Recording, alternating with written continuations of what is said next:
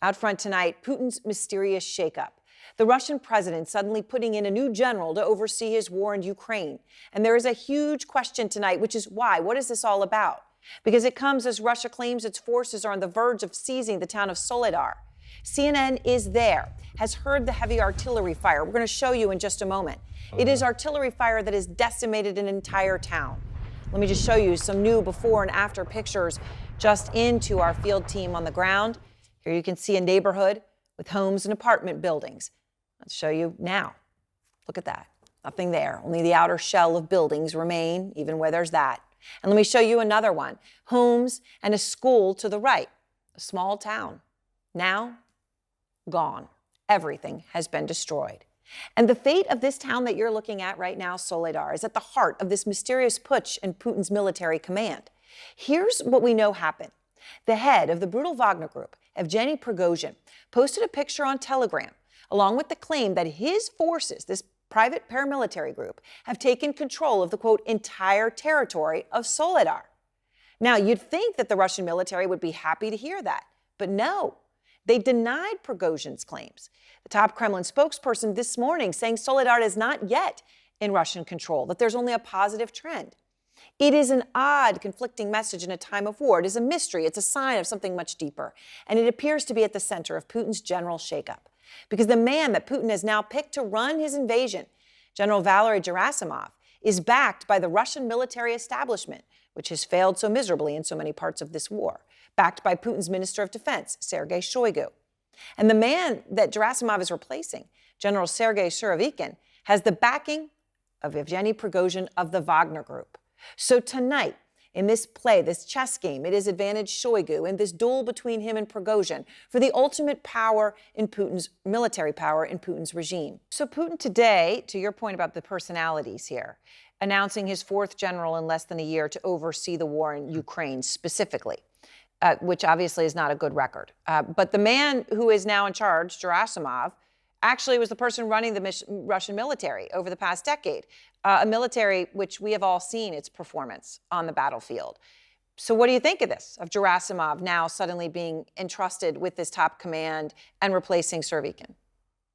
It is a bizarre move, Aaron. You know, it would be the equivalent of taking the chairman of the Joint Chiefs, General Milley, in the United States and putting him in the front lines of an operational campaign.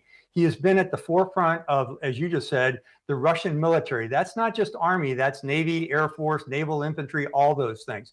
So it may be a foretelling of an attempt at future attacks in different areas of operations with Navy and Air Forces.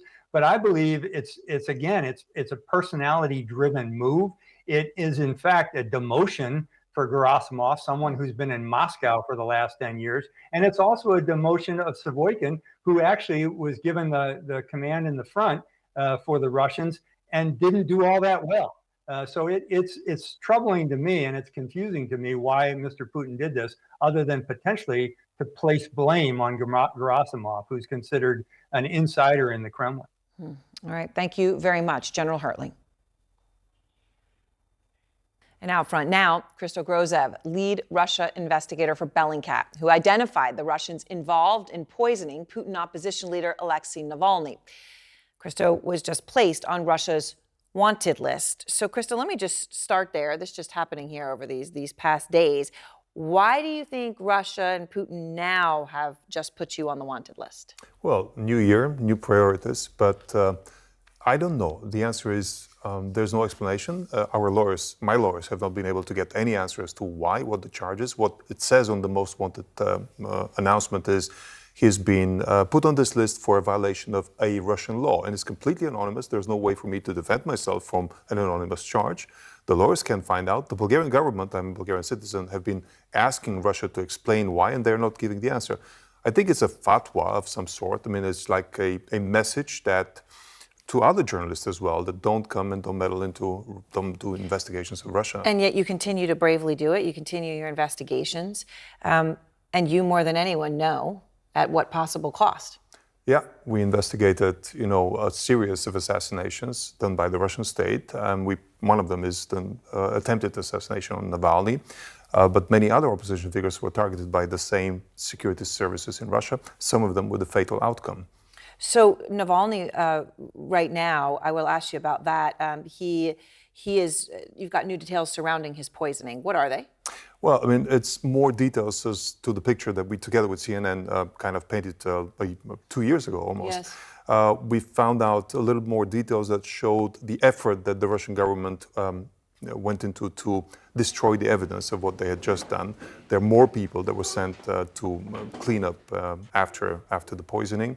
And also what we find out is more evidence that they were trying to do something to the other people around Alexei Navalny. For example, Maria Pevchik, who is the lead investigator. Of course we know her, yes. I mean, we see members of the security services going to her hotel a couple of days before the poisoning, and we're still trying to find out why. But there's more granular details as to exactly how they ran the operation. We'll publish an update soon. All right, so let me ask you about Putin and the news that we have today that we're talking about, this new commander for Ukraine, General Gerasimov, of course, a name that many have become familiar with, but he is a person that the Wagner Group chief, Evgeny Prigozhin, has disparaged publicly, right? A real split there. Prigozhin with huge ambition, and now suddenly the person who hasn't, has sort of been his nemesis on this is getting this big promotion. What does this mean? Well, it means a couple of things. One thing it means is that by promoting the chief of staff of the army to the position of a field commander, essentially running the show, you can't anymore call this a non-war. You can't call it a special operation. It's a real war, and sort of it's come out finally. Second thing is that Putin has been between two powers. It's been in the middle of a power struggle, and Prigozhin actually showed his teeth. He showed that he wants a piece of the action, wants to be in power. But Putin ultimately had to take the side of the anti-Prigozhin establishment, which is the military establishment, the Shoigu team, the Gerasimov team. And what you see now is both sides are upset with this outcome, and Prigozhin is going to do something, I think, more to claim power. More dramatic, to try to claim power. Yes. So we should be watching that. Yeah, in the next couple of days, I think there will be more lashing out by him.